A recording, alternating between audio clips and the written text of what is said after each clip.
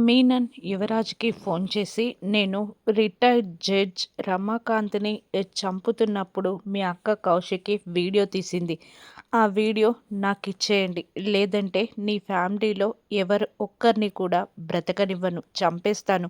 ఆ వీడియో నాకిచ్చేస్తే నీ ఫ్యామిలీని వదిలిపెడతాను" అని మీనన్ యువరాజ్‌కి వార్నింగ్ ఇవ్వడంతో యువరాజ్ భయంగా "అక్కా! అక్కా!" అని అరుచుకుంటూ కిందికి దిగి వస్తూ ఉంటాడు. అదే టైంలో జగదాత్రి, కేదార్లు కూడా లోపలికి వస్తూ ఉంటారు. "ఏంటి?" అని కౌశికి అడుగుతుండగా రిటైర్డ్ జడ్జ్ రమాకాంత్‌ని మీనన్ చంపుతూ ఉండగా "నువ్వు వీడియో తీశావా?" అని అడగగానే "అవును" అని ఒప్పుకుంటుంది కౌశికి. మీనన్ ఆ వీడియోని ఇవ్వమన్నాడు అని యువరాజ్ అనగానే "ఇవ్వకపోతే" అని కౌశికి అనేస్తుంది. "ఫ్యామిలీలో ఒక్కరిని కూడా బ్రతకనివ్వను అన్నాడు. అందరినీ చంపేస్తానన్నాడు" అని యువరాజ్ చెప్పగానే కౌశికి, సుధాకర్, వైజయంతి, నిషిక అందరూ షాకవుతారు.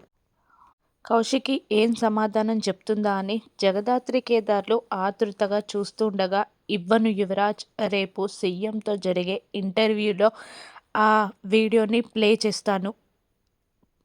జనాలందరూ చూడాలి. ఆయనకి న్యాయం జరగాలి" అని కౌశికి గట్టిగా చెప్పడంతో నిషిక, వైజయంతి ఇద్దరూ షాకవుతారు. యువరాజ్ కూడా అలాగే ఉండిపోతాడు.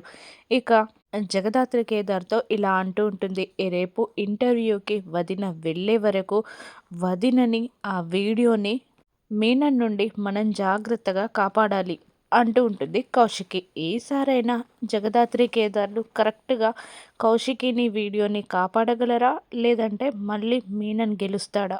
మీనన్‌ని ఈసారి అరెస్ట్ చేసే సాక్ష్యాధారాన్ని జగదాత్రి సంపాదించగలదా? రానున్న ఎపిసోడ్స్‌లో చూద్దాం. Thank you for watching.